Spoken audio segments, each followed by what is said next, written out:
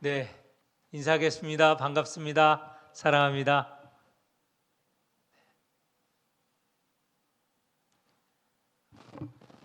이 잔소리가 되는데 앞으로 앉으실 때 잘 앉으셨어요. 그런데 양쪽에 앉는 거 습관이죠. 계속 앉아서 움직이시기 쉽지 않죠. 요 두 줄에 앉으시면 딱 좋겠어요. 요 두 줄 가운데. 예? 시원해서. 그럼 제가 거두겠습니다. 시원한 게 더 중요하지. 네네. 알겠습니다. 예, 제가 이렇게 고개 좀 더 돌리면 되니까. 예. 권사님 말씀 잘하셨어요. 오늘 제목은 재물과 하나님 나라로 정하여 봤습니다. 지난 시간에 이어서 연결된 시간이고 다음 한 주 더 합니다. 한 청년, 부자 청년이라고 말할 수 있죠. 예수님께 찾아와서 어떻게 하면 무엇을 하여야 영생을 얻을 수 있겠는가? 그런데 이 부자 청년은 율법을, 십계명을 잘 지키는 사람이었어요. 부모를 공경하는 것부터 마지막 10계명, 10번째 계명 속여 빼앗지 말라, 이거 다 잘 지켰는데 예수님께서 말씀하시지 않는 것은 1계명에서 4계명, 하나님과 관련된 계명은 말씀하시지 않으셨어요. 그러면서 이 청년에게 이렇게 요청을 했죠. 21절에 보면 아직 한 가지 부족한 것이 있는데 내게 있는 것을 다 팔아 가난한 자에게 주고 그리고 내 와서 나를 따르라. 거기에 보면 재물을 팔아서 나누어 주고 예수님을 따르라는 거예요. 그런데 이 청년은 예수님을 따르지 못했어요. 왜냐하면 가진 게 많아서. 여기 보면 재물이 많은 고로 근심하고 슬픈 기색을 띠고 근심하면서 가버렸어요. 예수님을 따르지 못하고 가버렸어요. 그것은 결국 재물이 예수님을 따르는 것보다 더 중요하다고 생각한 거죠. 다시 말해서 재물보다 예수님을 따르는 것, 곧 하나님을 따르고 섬기는 것보다 더 중요하게 생각한 것이죠.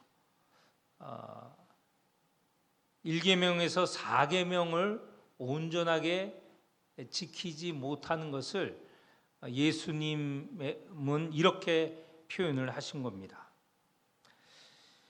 이제 이 부자 청년이 돌아가고 지금 자리에는 예수님과 제자들이 남아 있습니다. 예수님께서 제자들을 둘러보셨다, 이렇게 말씀하시죠. 23절에 예수께서 둘러보시고 제자들에게 이르십니다. 재물이 있는 자는 하나님 나라에 들어가기가 심히 어렵다. 재물이 있는 자, 이 재물이 있다는 것은 조금의 재물도 부정하는 게 아니고, 여기에서 재물이라고 하는 것은 방금 부자 청년이 돌아가지 않았습니까? 이 부자, 재물이 많은 것을 말하고 있는 것이죠.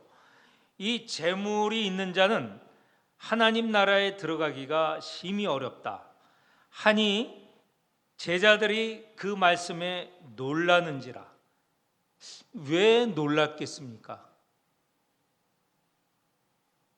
재물이 있는 자 하나님 나라에 들어가기가 심히 어렵다. 그런데 제자들이 놀랐다고 했어요. 왜 놀랐을까? 그것은 당시 유대인의 생각으로 이렇습니다. 유대인의 생각은 부유하다는 것은 하나님의 복을 받은 것이고, 가난한 것은 그 가난한 자의 죄 때문에 하나님께서 가난하게 만드셨다. 벌받아 가난해졌다라는 그런 생각을 갖고 있어요. 그러니까 부자는 선한 사람이에요. 하나님의 복을 받은 사람이에요. 가난한 사람은 하나님께 죄 지은 자고 하나님께 벌 받은 자예요. 이렇게 구분을 하고 있었다는 거예요. 부자는 다름이 아니라 그의 선한 행위 때문에, 선행 때문에 하나님께서 부유하게 만드신 거고, 가난한 것은 그의 잘못 때문에 가난하게 만드신 거라고 생각을 했어요. 그런데 오늘 23절에 예수님께서 재물이 있는 자, 다시 말해서 부유한 자가 하나님 나라에 들어가기 어렵다라고 하는 것은 당시 유대인들의 생각과 이게 어울리는 게 아니에요. 오히려 반대가 되는 말씀을 하신 거예요. 그러니 제자들이 깜짝 놀란 거죠. 이렇게 안 배웠고 이렇게 알지 않고 있는데 예수님께서는 왜 이런 말씀을 하시는가 해서 놀랐다는 겁니다. 근데 예수님께서는 부자에 대해서 비판을 하십니다. 예수님께서 비판하신 근거는 조금 전에 지난 주간에 말씀드렸던 대로 이 부자 청년, 그는 다른 것을 보면 선한 사람인 것 같아요. 선행을 했어요.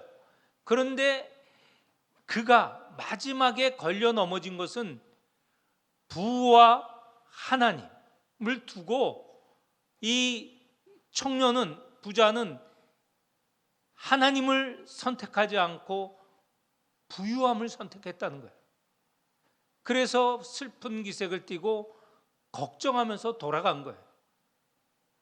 결국 예수님은 당시 이 유대인들이 생각하던 사고와 다른 하나님의 뜻을 전한 것이죠. 예수님께서는 여러 차례 하나님과 만몬을 동시에 섬길 수 없다라고 하지 않았습니까? 그거는 하나님과 재물을 그냥 따로 있는 것을 불러다가 둘 중에 하나를 선택하라라고 강요하신 게 아니고, 우리의 일상적인 삶을 보면 이 두 개는 늘 선택을 요구하는 상황이 됐어요. 하나님을 선택하는, 다시 말해서 하나님의 뜻을 따르고자 하면 손해보는 것 같고 또 재산을 잃을 것 같고 하는 것이 일상적으로 드러나는 거예요. 부를 선택하면 하나님의 뜻을 이루지 않는 것과 같은 그런 상황이 벌어지는 거예요. 그래서 오늘 이 두 가지가 불러와서 놓고 억지로 선택하라는 게 아니고, 일상적으로 우리는 두 가지 중에 하나를 선택하게 되어 있다는 것이죠. 이런 예수님의 생각, 말씀은 사도 바울도 철저하게 따르고 있어요. 사도 바울이 재산의 부에 관하여서 디모데전서 6장에 언급을 하고 있는데 이런 말을 하고 있습니다. 돈을 사랑함이 일만하게 뿌리가 되나니 이것을 탐내는 자들은 미혹을 받아 믿음에서 떠나 많은 근심으로써 자기를 찔렀도다. 여기에 보면 돈을 사랑한다는 것, 돈을 부정하는 게 아니에요. 돈을 사랑하는 것, 여기에 기록이 되어 있지만 하나님보다 돈을 더 사랑한다는 의미가 담겨져 있는 것이죠. 그렇게 돈을 사랑하는 것이 모든 악의 뿌리다. 악의 근원을 찾아가 보면 그 밑에는 돈을 사랑하는 게, 하나님이 아니라 돈을 선택하는 그것이 있다는 것이죠. 이렇게 돈을 사랑하는 사람은 미혹을 받는다. 하나님의 뜻이 아니라 돈을 선택하는 그런 유혹을 받게 마련이고, 결국은 믿음에서 떠나서 근심하게 된다. 이 부자 청년이 보인 태도와 같지 않습니까? 부자 청년도 결국은 그의 부유함 때문에 재물이 많은 거로 근심하며 돌아갔다고 하지 않았습니까? 근심을 하지만 결국은 그가 선택한 것은 재물이에요. 하나님이 아니라 재물을 선택한 것이죠.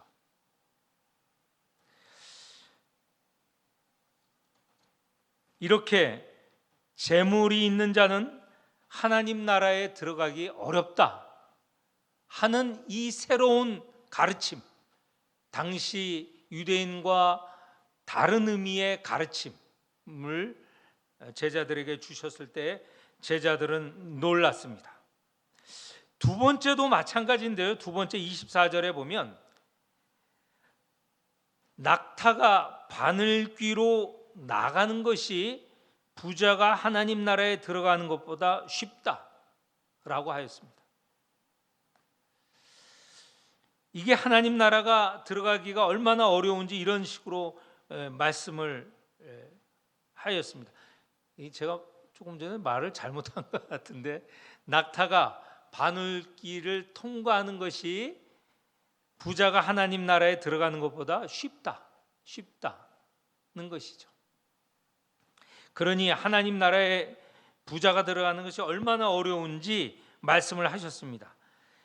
그 말씀에 또 26절에 보면 제자들이 매우 놀랐다고 했습니다. 앞에 말씀하신 것, 재물이 있는 자는 하나님 나라에 들어가는 것이 어렵다, 심히 어렵다, 이 말씀을 비유적으로 말씀한 것이 24절이고 그 말씀에 또 제자들이 놀라는 것이죠.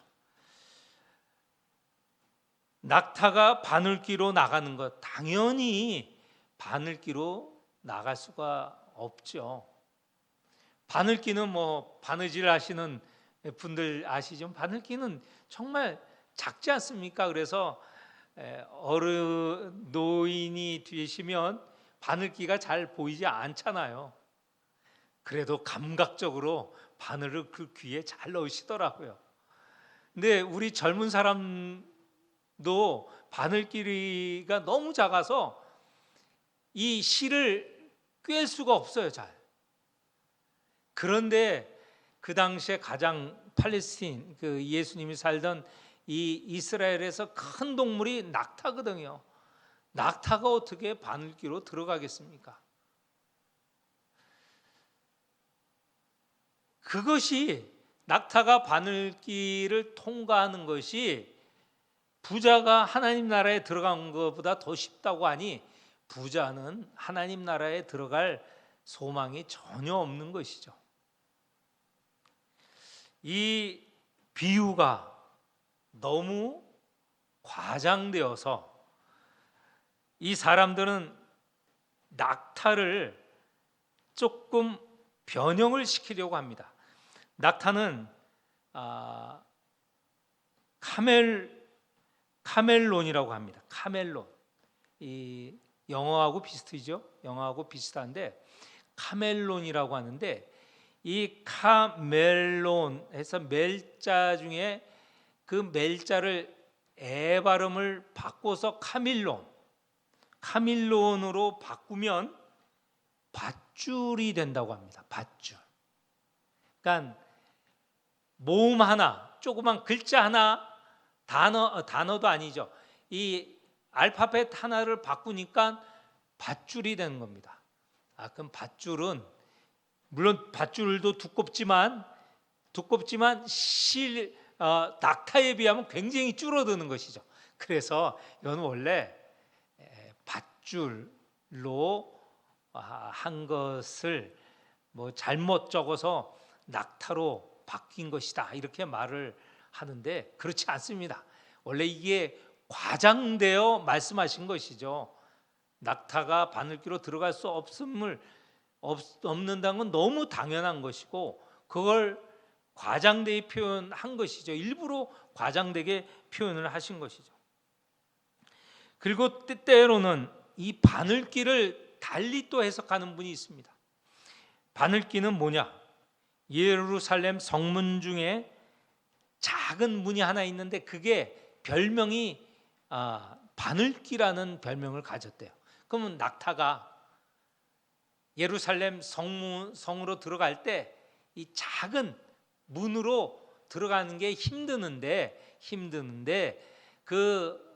힘들기 때문에 바로 이 바늘귀를 진짜 바늘질을 할 때 그 바늘을 말하는 게 아니고 예루살렘 성문의 한 바늘귀라는 별명을 가진 성문을 지칭한다 이렇게 말하기도 한다고 합니다. 그러나 예수님께서는 정말 부자가 하나님 나라에 들어가는 것이 어렵다는 것을 강조하시기 위해서 낙타가 바늘귀로 들어가는 것이 부자가 하나님 나라에 들어가는 것보다 쉽다 이렇게 말씀을 하시는 것이죠.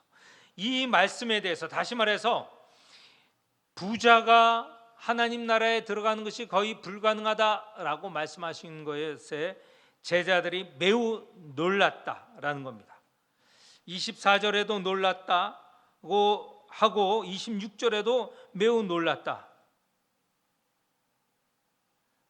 이것은 이미 말씀을 드린 대로 당시의 유대인들은 이 부는 하나님이 주신 복이다라고 생각했기 때문에 예수님의 말씀에서 충격을 받은 것이죠. 그들이 지금까지 알고 있었던 가르침 또는 그 당시에 알고 있었던 상식과 전혀 다른 말씀을 하시기 때문에 이 제자들이 놀라게 된 것이죠. 그러면 이제 이 제자들이 나올 수 있는 질문이 이와 같습니다. 26절에 보면 그러면 누가 구원을 얻을 수 있는가? 이런 질문이 나올 수밖에 없죠. 자기들의 생각과 다르게 부자가 하나님 나라에 들어갈 수 없다.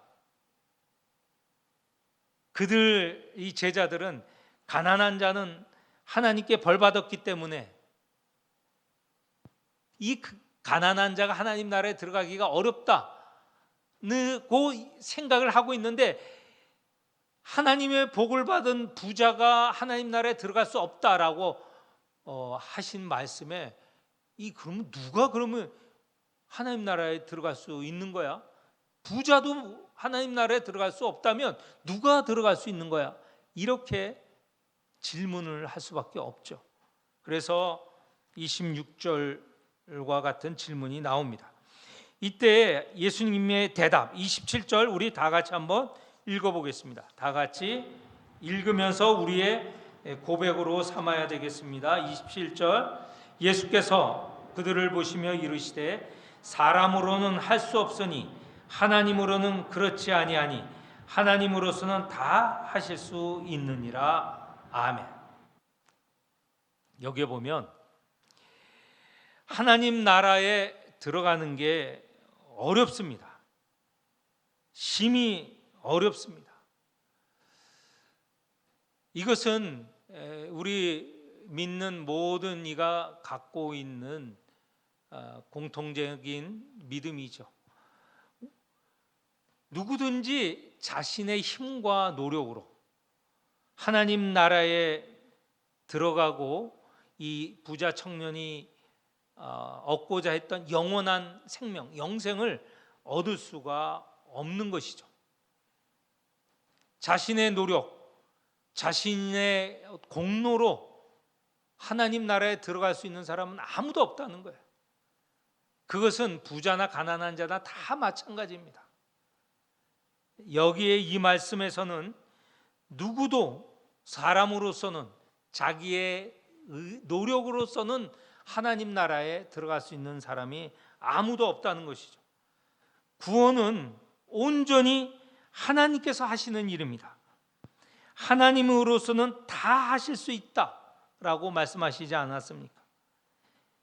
온전히 하나님께서 하시는 일이에요. 이거는 다시 말해서 하나님께서 은혜를 베풀어 주실 때 바로 하나님 나라에 들어갈 수 있고 또 영원한 생명을 얻을 수 있다는 것입니다. 우리의 노력이 아니고 하나님께서 거저 주시는 은혜로 얻게 되는 것이라는 것이죠. 그러면 우리가 할 수 있는 것은 무엇이냐? 믿음이죠. 하나님께서 이렇게 누구도 하나님 나라에 들어갈 수 없는 사람인데 하나님께서는 거저 베풀어 주시는 은혜로 하나님 나라로 부르시고 인도하시는 것이니 그것을 신뢰하는 자는 하나님 나라에 들어갈 수 있다는 것이죠. 하나님이 부르시는 그 부르심에 응답하는 자는 들어갈 수 있다는 것이죠. 그러면 여기에서 우리가 질문을 할 수 있습니다. 앞에 부분, 부자가 하나님 나라에 들어가기가 심히 어렵다. 차라리 낙타가 바늘귀로 들어가는 것이 더 쉽다. 라고 하실 때 그럼 부자는 어떻게 하나님 나라에 들어갈 수 있느냐? 하나님이 부르심, 하나님이 은혜를 베풀어 주시는 그것을 받아들이는 자, 그것을 의지하는 자, 그 부자가 들어갈 수 있는데 예수님께서는 다음 시간과 연결되지만 부자가 결국은 벗어나야 될 일은 뭐냐면 부가 자기가 지금 갖고 있는 이 부 얼마나 애착을 갖겠습니까? 이 부자가 그 부를 손에 넣는 것, 손에서 자기가 스스로 그것을 놓아버리는 거 가능하겠습니까? 거의 인간 우리 사람으로서 자기가 가진 그 부를 놓는 사람이 거의 없습니다. 그런데 그가 하나님의 은혜를 받아서 하나님의 은혜가 더 크고 하나님이 이 모든 부를 주셨을 뿐만 아니라 하나님께서는 모든 부의 이 창조주라는 것을 깨닫게 되고 하나님께서 부를 주실 수도 있고 또 부를 가져가실 수도 있다는 그런 믿음이 생기면 그는 하나님을 선택할 것입니다. 그런 부자는 오늘 여기에 말씀하신 27절의 말씀과 같이 하나님께서 하나님 나라로 부르심을 받게 되는 자가 된다는 것이죠. 가난한 자도 마찬가지입니다. 가난한 자는 먼저 이 가난이 하나님께 받은 벌이라는 생각, 이 당시에 유대인들은 그런 생각을 가졌거든요. 그런 생각에서 당연히 벗어나야 되겠죠. 때로 하나님께서 가난하게 하시는 경우도 있습니다. 그가 잘못하지 않아도 그의 가난을 통하여서 하시고자 할 의도가 있으실 때 가난하게도 만드시는 것 아닙니까?